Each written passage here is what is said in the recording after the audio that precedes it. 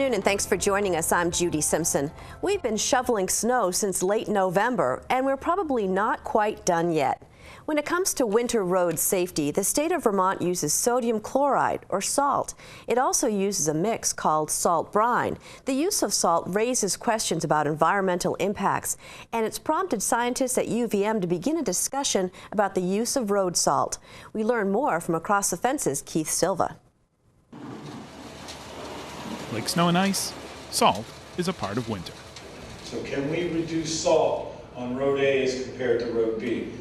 At the Lake Champlain de-icing conference, private contractors, municipal employees, and researchers met to discuss the best management practices to reduce salt used on roadways, sidewalks, and parking lots. Chris Stepanuk of UVM's Sea Grant program helped organize this event. Most of the time, people are using sodium chloride to salt to put on these surfaces, these impervious surfaces. And what happens is that salt can run off the surfaces and enter our waterways. And it also impacts roadside plants, and it can cause the plants to be killed by having too much salt. Stepanuk is working on a research project investigating how salt impacts Vermont's waterways, specifically Lake Champlain. I'm focusing mostly on water quality, so thinking about what are the impacts of chloride on water quality, on aquatic life, on drinking water. More than 145,000 people get their drinking water out of Lake Champlain. We know from recent research that Lake Champlain chloride levels are increasing over time. They're still at pretty low levels, but they're increasing over time, which if we don't do something about that, at some point there could be negative impacts on our drinking water and aquatic life. There are two tributaries leading to Lake Champlain that have been tested and shown increased levels of sodium chloride. Sunnyside Brook in Colchester, and here, the Muddy Brook in Williston. Both of these tributaries are surrounded by impervious surfaces, highways, roadways, and parking lots. The salt that's used up there is to keep things safe. But when that salt runs off and ends up down here, that's a safety concern too.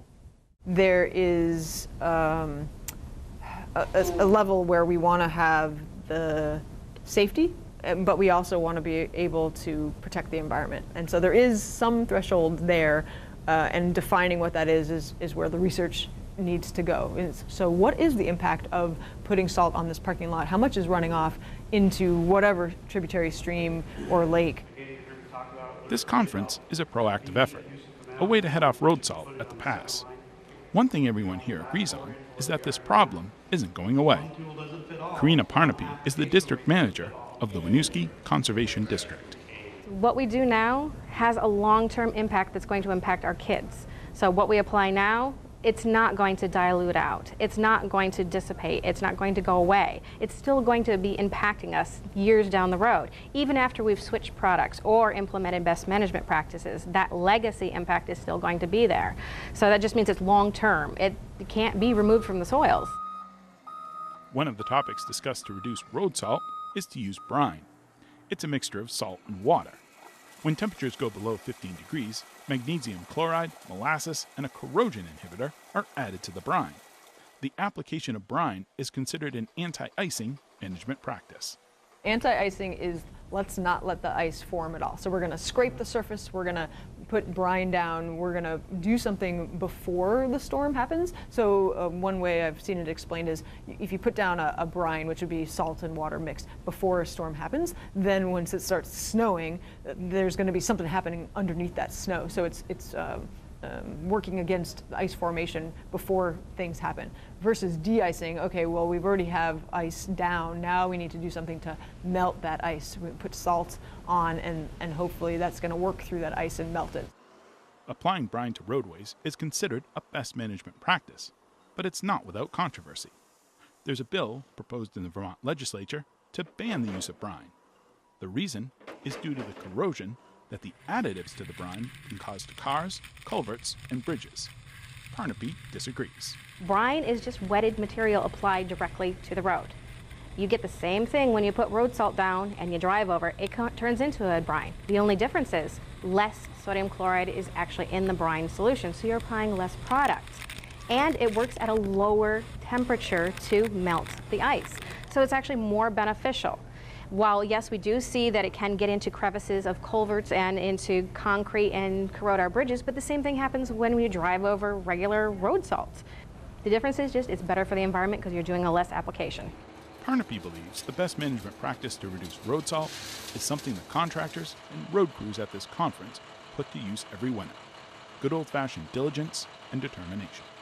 Every product, if you apply them before a storm starts, then you have it down, so you break the bond of the snow to the surface, and then that will automatically mean you're not going to get any ice.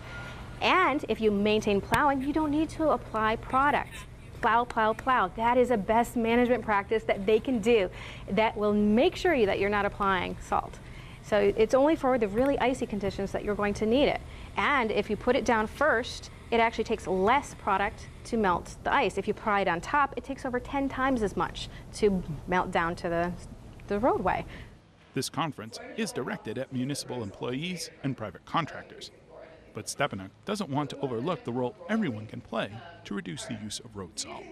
As homeowners, you might be shoveling your own sidewalk or your own driveway. The biggest thing that I can say is read the bag. If you're using salt, it's not going to be effective below 15 degrees Fahrenheit. The biggest thing that I want to share is that it's not just our commercial businesses or cities and towns that are needing to be aware, but us as individuals. So ask your contractor if they're using best practices and take that initiative as an individual. So when the next storm hits, it's best to get ahead of the ice and snow. And that's something that's worth one salt. In Burlington, I'm Keith Silva with Across the Fence. As always, the snow will melt away at some point, and for many of us, that time can't come soon enough. When the warm weather does arrive, we'll be treated to Vermont's diverse plant life. There are more than 2,800 plant species in the state.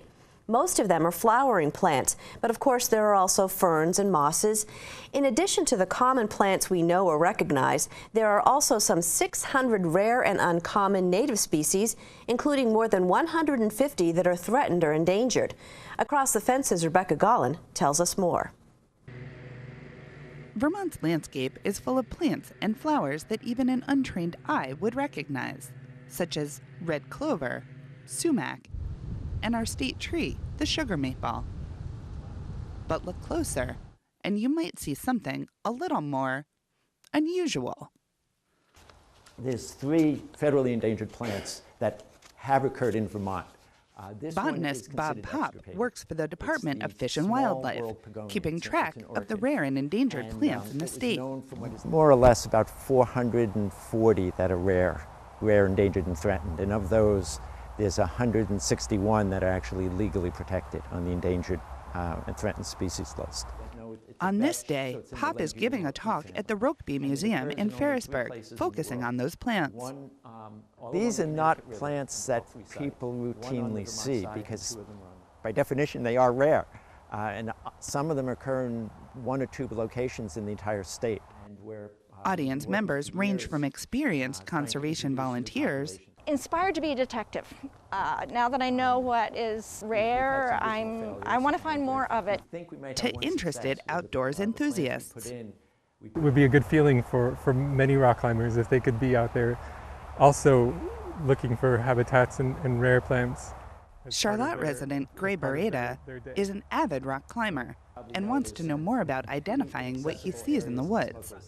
My interest is finding rare, unusual anything in the woods, whether it's a rock formation like they have back here, or just a combination of trees that you don't normally see. So it's finding how diversity makes and displays itself in the wild, and then kind of trying to bring that back to my work. Barreda is also a farmer, and this knowledge will inform the way he interacts with the land he works on. I loved how, as much as we figure out ways as farmers to make something productive every year, it's another reason why we should have diversity. While some species are becoming more rare because of changes in climate and habitat, Vermont's unique geology is also a contributor. A lot of these plants in Vermont are rare because they require very, very specialized habitats. And Vermont, as you probably know, and most of your viewers probably know, has a lot of limestone. So we have things like in the Champlain Valley and even on the Waits River Formation in the Connecticut Valley that don't really occur anywhere else in New England. I am a big picture person, so I go out and look at whole landscapes and patterns and why things grow where they do. And he's good at answering that as well, like connecting the rare plant to calcium in the water that comes from the rocks. So I like the way he tells the stories about these plants. Alicia Daniel is a naturalist for the city of Burlington. Having rare species in city limits presents challenges for stewardship. What are the significant rare plants in Burlington? How can we steward them? You know, what do they need? You know, how can we not just run roughshod over where they are? And in our city, there are a number of them, and one of them, for instance, that I have always appreciated is the yellow lady slipper. And so when you get this charismatic, beautiful orchid in your backyard and you get to go out and see it and you feel like you're almost in the tropics or something, it makes you appreciate even the little things that are out there that are unusual and rare. After the talk, Daniel and plant conservation volunteer Kate Kruesi showed me some examples of rare plants here in Burlington. Lake Champlain used to be connected to an ocean. We still have relict maritime plants around Lake Champlain. Kruesi and her fellow volunteers work around Vermont, helping Pop and his colleagues at the Department of Fish and Wildlife identify rare plants and collecting seeds. I've always been a plant geek my whole life and lived in various corners of Vermont. I work for the New England Wildflower Society as a plant conservation volunteer. And the state botanists, Bob being the senior state botanist, prioritizes what are the rare plant populations they want to confirm are still here in the state, or are they not still here. The species Kruesi looks for are extremely remote or haven't been seen for many years. And it's all about finding those natural communities and locations and understanding the natural communities that you see. And so I keep learning and honing those skills. Those are still new skills for me, but they're logical. If you get out there often, you start to see the patterns and know, oh, I have a good chance of finding that creamy vetchling here because this is the same habitat in which I found it before. And this is a very unusual habitat along freshwater in New England. You see it along ocean coasts, but it's kind of uncommon around lakes. So here we have it, and it's ideal for this particular rare plant. Kruesi and Daniel both admit that identifying rare plants can be tricky, even for those that, like them, have a lot of experience. Going to talks and field trips with experts like Pop helps stay on top of new discoveries. It's called the northeastern bulrush, because it's pretty much endemic to the northeast. We do get reports from the public, like amateurs, and we made some great discoveries from just interested amateurs and things who thought they saw something, and in some cases it turns out to be right, and that's kind of awesome. He showed us that extremely rare plant that someone found along the shores of Lake Champlain, and it's just exciting. It's exciting. Here's something no one saw for 100 years, and then someone found it again. So I'm all about diversity. I love everything that lives here now. I'd love for it to live here in the future, and so his approach to using rare plants kind of as a test of how we're doing in saving our wild world is so important to me.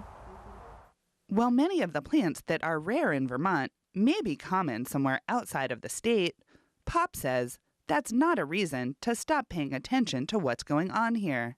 It's part of Vermont's heritage. I mean, these plants have been here, they've maybe always been rare, but if they're gone, then, they're not part of Vermont anymore, and we have to go to New York or the Midwest or Canada to see them. And that would be, to me, that'd be a terrible loss. It's a treasure hunt through Vermont's landscape that has a prize you can't put a price on.